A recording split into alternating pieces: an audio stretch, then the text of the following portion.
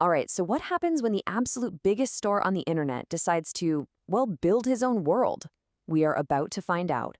We're talking about MrBeast, of course, and a project that might just change entertainment as we know it, his very own theme park, called Beastland. Okay, first things first, let's just try to wrap our heads around the scale here. 300 million. Let that number sink in for a second. That's not the population of a large country, nope. That's how many subscribers the world's biggest YouTuber, Jimmy Donaldson, you know him as MrBeast, actually has.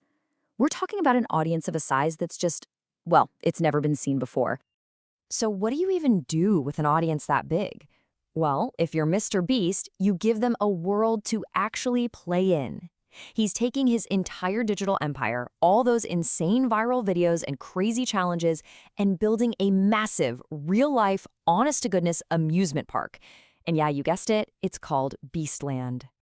But here's the thing, this is not your typical theme park, not by a long shot. For one, it's temporary. It's also super competitive. And the location? Yeah, that's raised a whole lot of eyebrows. So the big questions are, what exactly is Beastland? And why on earth is this creator-led revolution kicking off in the heart of the Middle East? Okay, so to really get what Beastland is all about, we kind of have to stop thinking theme park. Instead, start thinking real-life video game. Seriously, the entire concept is built from the ground up to bring that high-stakes competitive energy from his videos right into the physical world. So here are the key details. The most important thing to know is that this isn't a permanent thing, at least not yet.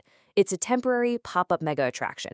It's only going to be running for a little over a month, from November 13th to December 27th, 2025, and it's part of this huge festival called the Riyadh season in Saudi Arabia.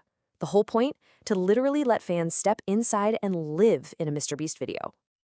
All right, so what's it actually like once you get inside? What can you do? Let's break down the main attractions and see what makes this a totally new kind of experience. I mean, look at these numbers. The park is seriously huge. We're talking over 15 major rides, 14 unique experiences, but honestly, the standard rides aren't even the main event here. The real draw, the thing that makes this place special, is the custom games. These are pulled straight from his most viral videos, and they all feed into what's being hyped as the world's largest prize wall. And this, right here, is the absolute key. It's the real game changer. Think about it. Other theme parks are all about passive experiences. You know, just sitting on a ride and looking at cool stuff. Beastland, it's all about active competition. It's built on these totally unique, skill-based games that you literally can't play anywhere else on the entire planet. Okay, let's take a look at a perfect example of this. This game is called Drop Zone. Just imagine it. You and up to 5 other people are standing on trapdoors. Colored buttons start lighting up randomly, and you've got to be the fastest one to smack your button. The last person to react? Whoosh! The floor drops out, and you fall into a giant foam pool. See? It's not a ride, it's a real challenge of reaction time and nerve, with a super fun consequence if you lose. And it's not all about quick reflexes either. Check this out. Another game, Tower Siege, literally gives you a real-life catapult. A catapult. You have to use actual skill, a bit of physics, to launch these balls into massive 60-foot-tall tubes. It's like a real-life version of Angry Birds mixed with a Renaissance fair. How cool is that? And this really sums up the whole philosophy, and it's coming straight from MrBeast himself. He said, "We created custom games that don't exist anywhere else and have the world's largest prize wall."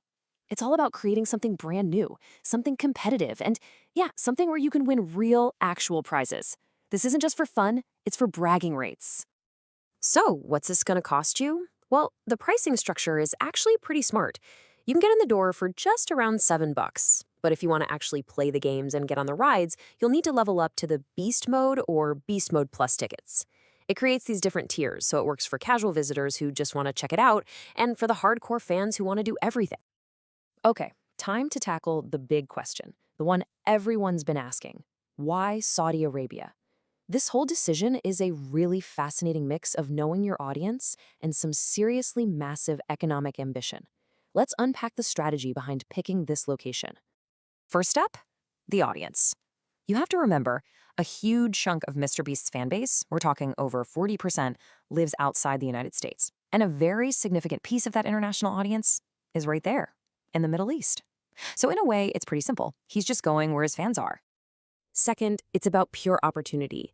Beastland is plugging into the Riyadh Season Festival, and this isn't just some small local event. It attracts a staggering 18 million visitors. That's a massive, built-in audience just waiting for something like this. He doesn't have to build the crowd from scratch. The crowd is already there. And finally, you gotta follow the money. $64 billion. That is how much Saudi Arabia is pouring into entertainment as part of its Vision 2030 plan.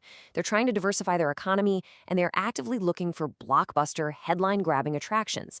MrBeast is bringing them exactly that. It's just a perfect match. So, okay, what does all of this mean for the big picture? Because this project feels like more than just a one-off event. This could actually be a sneak peek into the future of the entire entertainment industry. I mean, just look at this comparison. When you put the two models side by side, the difference is it's huge. Traditional parks sell you a passive experience in some fantasy world, right? You just sit and watch. Beastland sells you an active competition where you can win real prizes. It's a massive shift from just watching to actually doing. And this other quote from him really hits the nail on the head. He said, "This park isn't like regular parks. We thought from the basics and created games I'd love to play." The whole project was born from his perspective as a creator, just asking a simple question: what would be awesome to actually play? And that is a completely different starting point than how traditional parks are designed. So here's the big takeaway. Beastland is more than just a park. It's a test case. It's a potential blueprint for how the biggest names in the creator economy can move beyond the screen. I mean, we've seen creator-led snacks and merchandise, sure. But this is a whole other level. We're talking about creator-led destinations. And that leaves us with a pretty wild final thought to chew on. If Beastland is a massive success, and let's be real, it probably will be, are we about to enter a new era where every major online creator builds their own real-life world for their fans to come and visit? The line between our digital and physical lives is getting blurrier by the day. And honestly, it looks like it's going to be a lot of fun.